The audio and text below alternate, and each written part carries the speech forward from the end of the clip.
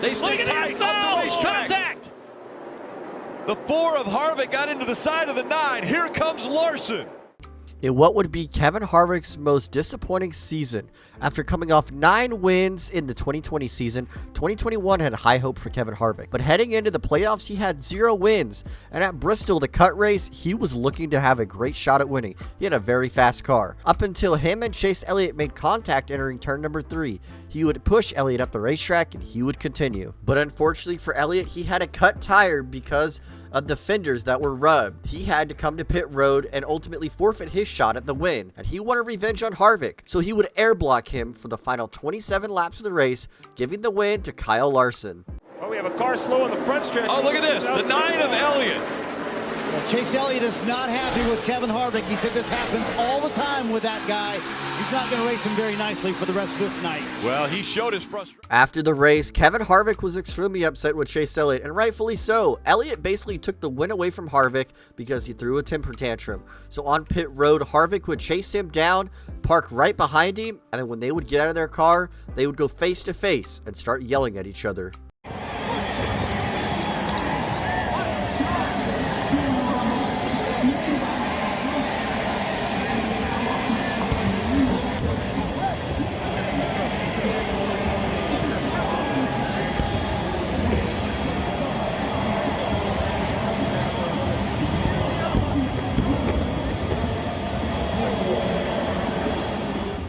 And even after they had words on pit road, they were able to have more words in the garage area with Chase Elliott and Kevin Harvick and even Kevin Harvick's manager.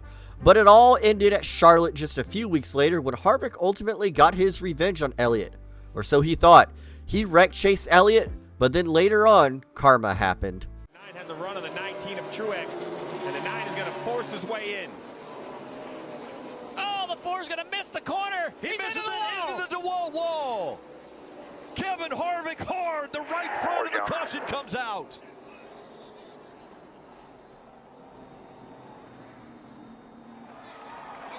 Heartburn turn, strikes again.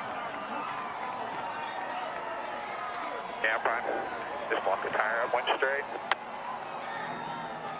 And you see the flames from under the hood. Harvick will be jumping out of there quick. During the 2005 Talladega Fall race, Jimmy Johnson drove straight through the back of Elliott Sadler trying to bump draft him. Elliott Sadler in his post-race interview after being crashed out was very upset at Jimmy Johnson. He showed his displeasure and told Jimmy how to properly hit the brakes. You said you didn't need to see the video. You know exactly what happened. Yeah, I know exactly what happened. The 48 just, I don't know where he was going. It's lap 18 or 19 or whatever it was, and too early in the race to be doing that, and I just had no control of the car. My back tires are off the ground. It's a shame. I'm going to bite my tongue right now, but way too early in the race to cause a big pileup like that. I mean, we have 3 pedals in the car. You know, the middle one's the brake in case he doesn't know that. Maybe I'll give him a diagram for next week, but it's a shame to take out a lot of good cars this early in the race. It's just no sense in racing like that early. Obviously a very frustrated Elliott Sadler. Guys? The 2017 champion, will he get the bumper? Yes, he does. Here comes Logano. Logano on the inside, a drag race, they're sideways, and it's going to be Logano getting the win. Miami, baby. I can see you shaking. Is that out of anger or what's going on? Yeah, I'm happy I don't have a baseball bat or a jackhammer right now. All right, Colburn, good sense of humor about it, but not very happy about the end of that race.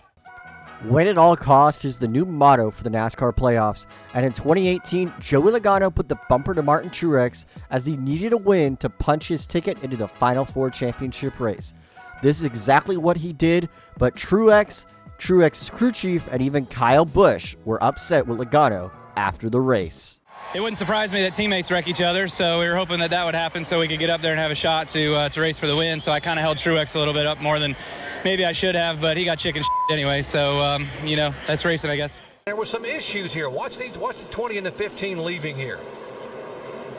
I'm trying to think really why Tony's mad at the 15 car Paul Menard right now. Menard beat him out. Pretty fair and square. And he's hitting him again right now. Bam, another time. Hey, don't, you know, these guys are getting frustrated. The chase for the championship is already starting to heat up right now. Hey, Tony's not done with him right yet. Let's get in here and, oh my gosh, give him another whack right there. Now, why he would tear his own car up, I have no idea. Alan? You know, we talked about the tight confines down here on pit road, guys, and Paul Menard is pitted in the spot in front of Tony Stewart. Well, Paul, trying to be cautious and not run over a couple of his crew guys, didn't pull all the way up in his pit box, so Tony, who came in ahead of Paul, had to back up and go around him, and that's when you saw Menard pull out of his pit box and jump out in front of Tony. So Tony was a little upset that he had to stop and back up when he should have been ahead of, you know, how all that works, Rusty. A driver in NASCAR that was never able to keep his cool that well was Tony Stewart. Even on pit road, he would get upset with drivers. And in 2007 at Dover, he was upset with Menard. Paul Menard, he was exiting his pit stall, and Tony Stewart just didn't like it. He would bump Paul Menard on pit road, and then get beside him on the exit pit road and bang fenders with him on the apron.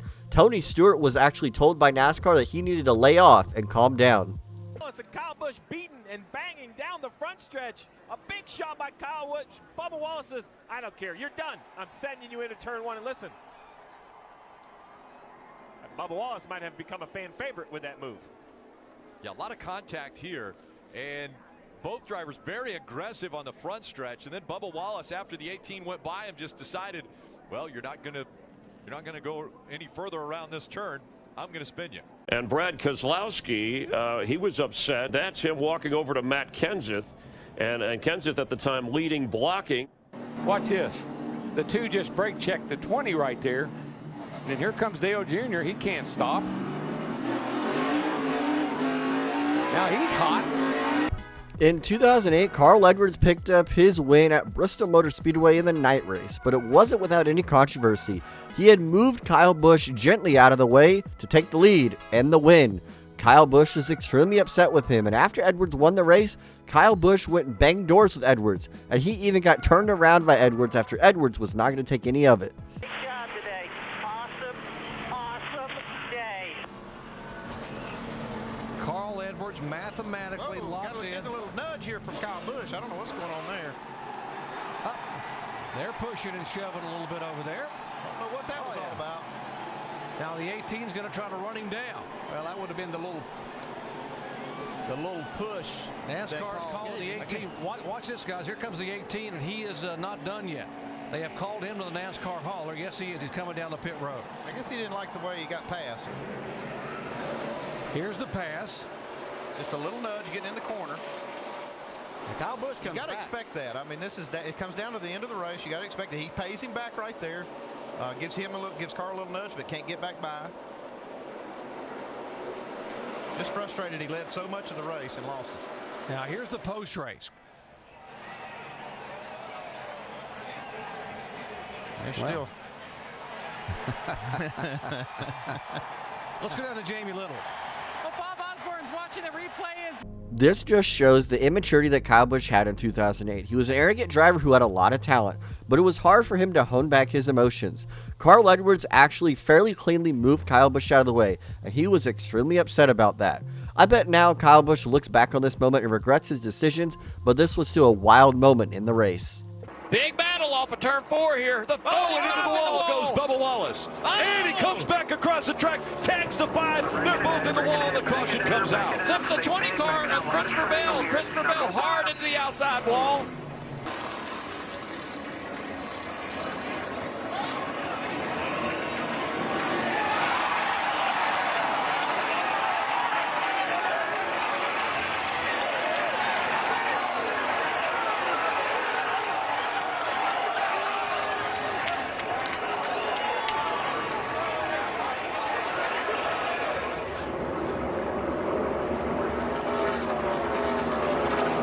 Bubba just feels like that the 5 didn't give him much room as he would have liked. Then they go down the front straightaway, and it just looks like to me Bubba hangs a left to retaliate. And I got a problem with that. You're going as fast as they're going, and you hang a guy in the right rear quarter pound. That is exceptionally dangerous. That's racing right there. Larson's fault for sure, but that right there is not acceptable. Two of the biggest stars in NASCAR are Kyle Larson and Bubba Wallace, and they tangled in 2022 at Las Vegas. Larson would overdrive the corner in turn 3 and 4, slide up the racetrack and put Wallace in the wall. Kyle Larson would then be turned by Bubba Wallace on purpose across the front stretch to make hard contact into the outside wall. Bubba Wallace was extremely upset at the move Larson had pulled and wanted to show him that he was not going to take it. He would walk down to Larson's car and start shoving him after they got out of their cars after the accident. Jimmie Johnson was by far one of the least aggressive drivers on the racetrack. He just had pure speed, and that's why you feared the 48 car. Kurt Busch was one of the only drivers that Jimmie Johnson actually had any altercations with in his entire NASCAR career. And in 2011, it was a tipping point for Johnson and Busch. And at Richmond, it all broke out. Jimmie Johnson would get wrecked by Kurt Busch, and then he would go back out on the racetrack and take out Busch later on, and tempers were boiling over. But two old rivals were no longer playing around. Jimmie Johnson goes for a spin, slides backwards into the outside retaining wall. Looks like the 22 had the left front locked up there. Jimmy's why I got into you. Where is that guy? Trouble in turn number 2. Jimmie Johnson is around. Kurt Busch is around. What a chump. What a chump. Is that a 5 chump? Yeah, it is. I got your number. I got your number. How bad is it, boss?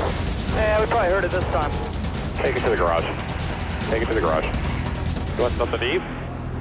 Want a knuckle sandwich? And it was that Richmond race in 2011 that was just boiling drivers' tempers over the edge. It wasn't just Jimmie Johnson and Kurt Busch. It was other drivers on the racetrack. And another one was Brian Vickers and Marcus Ambrose getting into each other under caution. Trouble in turn number 3. Hard into the wall. It's both Red Bull racing cars. We're going to fix it. If they park us, they park us. The conflict is not over between Brian Vickers and Marcus Ambrose. Vickers now under yellow has come up and just hammered Marcus Ambrose. Just 83 just took us out. Don't tear it up anymore if you can, please. Travis Quappel goes for a spin in turn number 2. He was racing Dale Earnhardt Jr. That fucker. He just down 3. I knew he would. That fucking prick. Fucker got what he deserves. He knows it. Pushed and he shoots up the racetrack, almost gets into the 31, and here comes Hornaday for second, trying to take that spot away. How about that young driver, Ron Hornaday, trying to get by Kyle Busch here? Ooh, close. 3 wide into turn 4. That moves Kyle Busch all the way up the racetrack. He has to catch it before he gets in the wall, and Hornaday catches the wall. Caution's out, caution.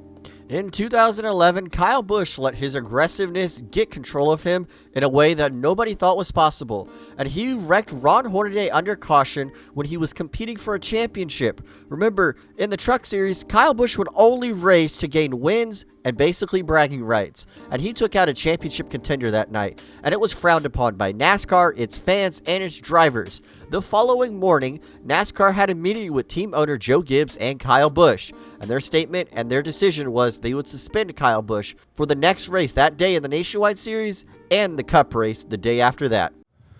And following the event and after a good deal of conversation and discussion, NASCAR has decided to maintain that parked position on the driver of the 18 truck for the balance of the weekend.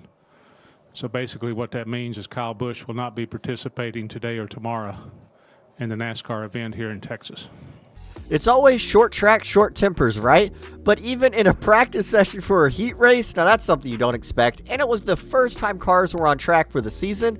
This is what happened in the LA Clash in 2023. Then this. AJ didn't give him enough room getting into the corner. And I'm not saying that because you're sitting here, but he had enough, I could tell you that. I'm fairly certain AJ got the point across right there. In his final years as a NASCAR Cup Series driver, Kevin Harvick was never afraid to speak his mind. Whether it be something with the car, racetracks, officiating, whatever it is, Kevin Harvick was ready to tell it how it is. And he did that talking about the Bristol Dirt Race. Well, the first thing I can tell you is we did a terrible job prepping the track and full of mud, and there was nobody here to pack the track, so we all looked like a bunch of bozos coming into pit because we don't know how to prep the track. Chastain all day long, needing to get some track position back. Mired back in there. Oh, he got Gregson high, got him into the space. Greg's not going to be very happy about that. Gregson came all the way down to thank him. He was like touching me, it felt like, and it just had me kind of out of control. So, yeah, I wish we could. Wish we could see what was interview interrupted. going on here, I guess. That's Noah Gregson and Ross Chastain going at it. Chastain connected. I don't know if Noah got him first, but wow.